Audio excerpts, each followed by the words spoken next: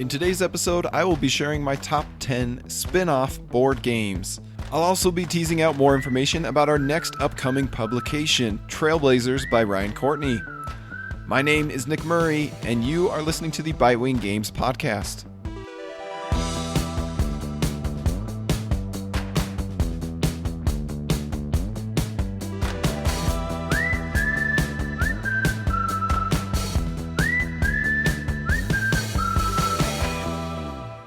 While the term spin-off might inherently sound like a lesser version of its source material, movies such as Creed, which came from Rocky, and Logan, which came from X-Men, TV shows such as The Mandalorian of Star Wars, and Better Call Saul from the Breaking Bad universe, books including the Lord of the Rings trilogy, which is itself a spin-off of The Hobbit, and the Wax and Wayne series, which is a spin-off of the Mistborn trilogy, and video games including Super Mario Bros., which came from Donkey Kong the arcade game, and Super Smash Bros., which is a spin-off of a bunch of Nintendo characters.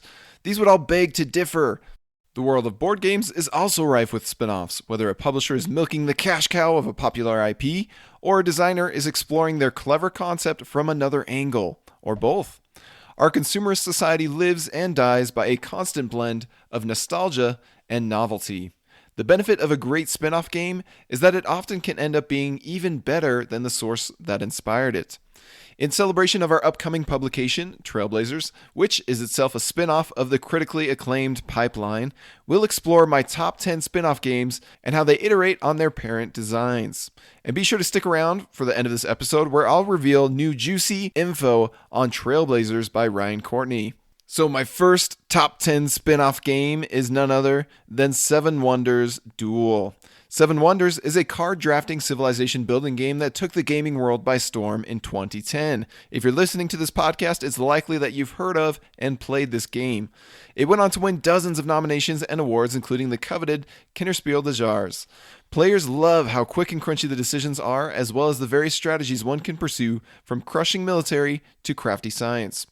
5 years after the release of Seven Wonders, the designer, Antoine Bauza, teamed up with another prolific creator, Bruno Cathala, to bring us a two-player dueling version of his classic in Seven Wonders Duel. Duel takes the core civ building formula and turns the experience into a more tense, cutthroat, and interactive competition.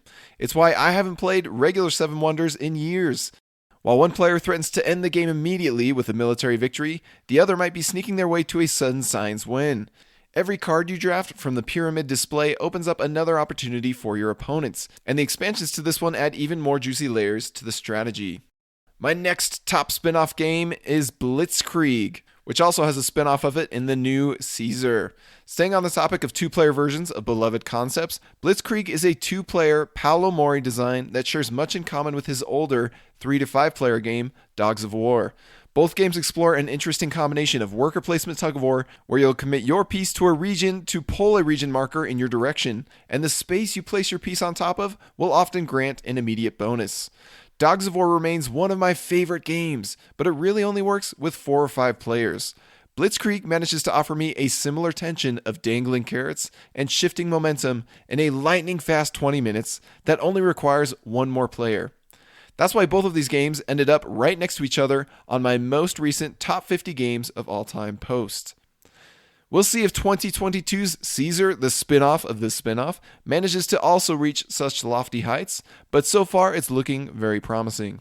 My third, and this is in no particular order, top spin-off game is Llama Dice. Llama Dice is a 2021 release that is based on the popular card game Llama, yet it hasn't officially made its way to North America yet. Hopefully that'll change soon, because we found Llama Dice to be a hoot at the table. This is a particularly surprising redemption story for Llama, considering my initial impressions of the card game weren't too enthusiastic. I'll be sharing my full thoughts on Llama Dice soon, but here's a teaser for now. While Llama Dice plays out similarly to Llama the card game, it also has some key differences that make it the more lively, loud, and laugh-inducing game of the two. Where the card game is more about quiet, subtle, and private hand management, the dice game is about clackety rolls, foolish decisions, public humiliations, and occasionally glorious triumphs. While there is, of course, a big old dollop of luck to the game of Llama, the dice game transforms that luck into a collective experience of laughs, groans, and cheers. And because it comes in at a breezy 20 minutes, that means you can get in, have a colorful little riot, get out, and be on to the next game in the blink of an eye. Now for a classic, Patchwork. One cannot discuss board game spin-offs without discussing the legendary duo of A Feast for Odin and Patchwork. The legend goes that while esteemed designer Uwe Rosenberg was crafting and polishing his magnum opus, the dense and sprawling polyomino worker placement game, A Feast for Odin, he began to toy with a smaller two-player design that focuses solely on the polyominoes.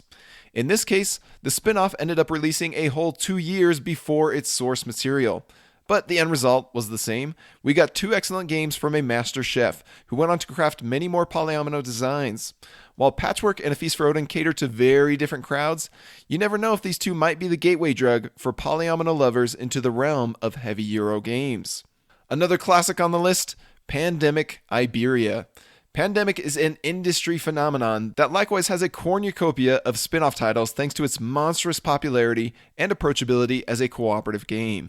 While many Pandemic spin-offs would be great options for this list, I opted for my favorite of the bunch.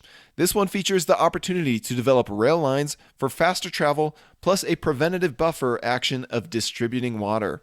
2 actions, a different board, and a few rules tweaks doesn't seem like it would make a big difference, yet Pandemic Iberia is the best version of any Pandemic spin-off or copycat that I've ever played. The stakes are raised, the strategy deepened, the tension is thickened, and our love for Pandemic is rekindled. Next up on the list, Schotten Totten 2. I see many folks point to Battle Line, also known as Schotten Totten, as their favorite 2-player game or favorite Knizia design of all time. Who can blame them? This clever 2-player card game of forming poker sets across a battle line is ripe with tough choices, narrow defeats, and tight victories. So what does a sequel to this masterpiece possibly have to offer? Surprisingly, a lot. Schotten Totten 2 approaches this tactical card game with a few interesting wrinkles that dramatically change the overall experience. Both players have asymmetric objectives and abilities as one defends their wall while the other tries to break through. Furthermore, each section of the wall features a unique formation requirement to keep you on your toes. This one continues to grow on me with more plays, which is why it's absolutely worthy of this list. The next top spin-off for me, Brass Birmingham. Here we have another spin-off that seemingly split its fan base right down the middle as to which one they prefer. But more than anything, I typically hear that fans of Brass are happy to play either Lancashire, the original, or Birmingham, the spin-off.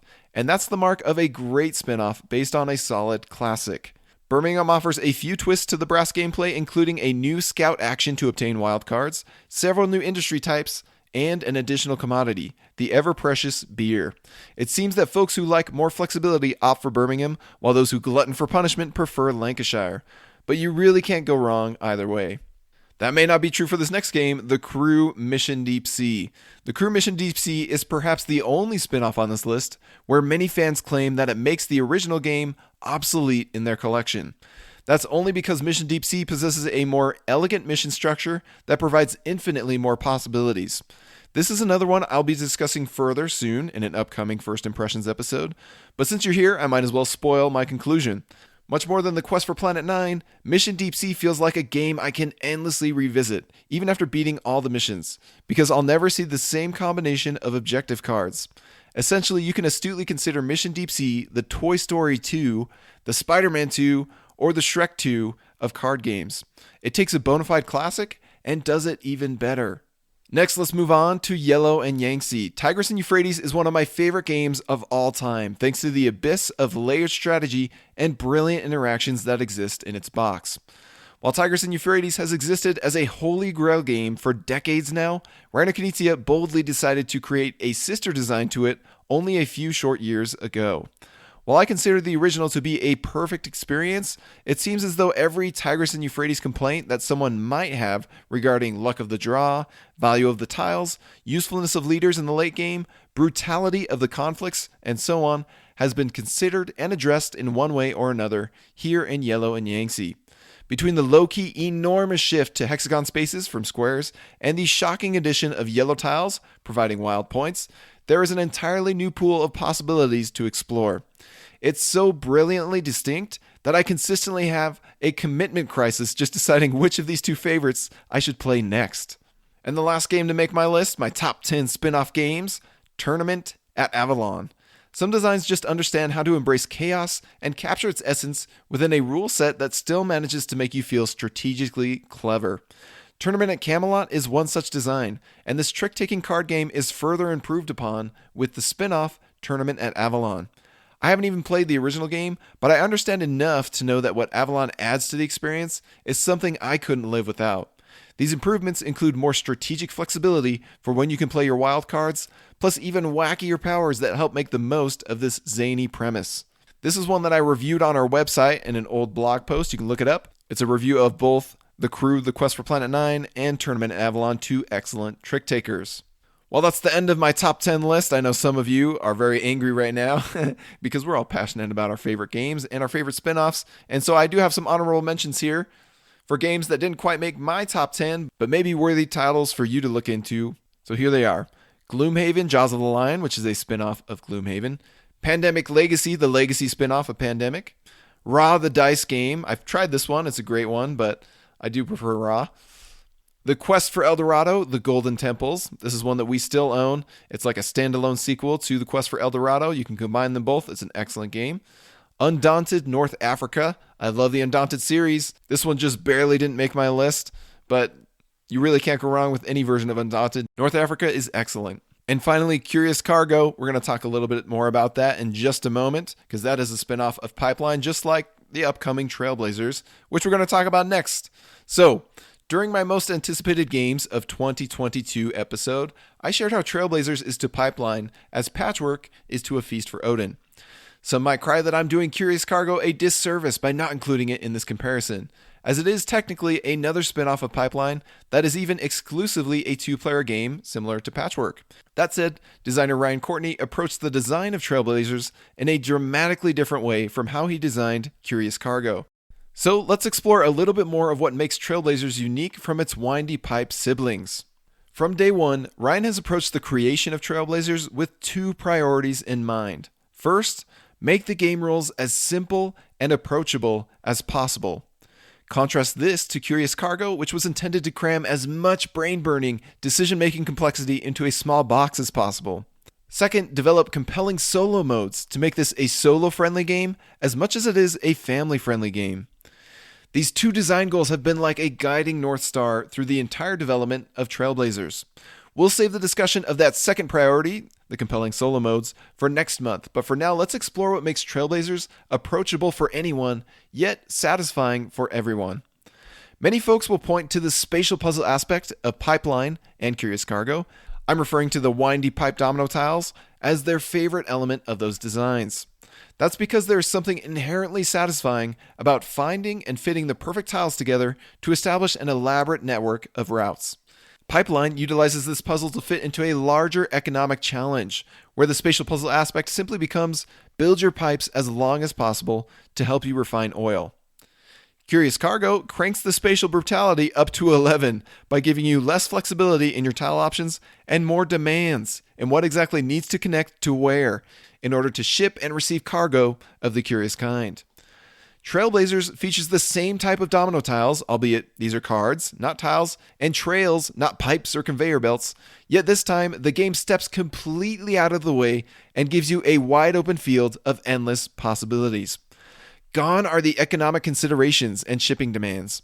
Cast aside are the brain-melting conversions and pesky rules restrictions. Here, you'll simply be drafting two cards from a hand of options and arranging and layering them however you'd like.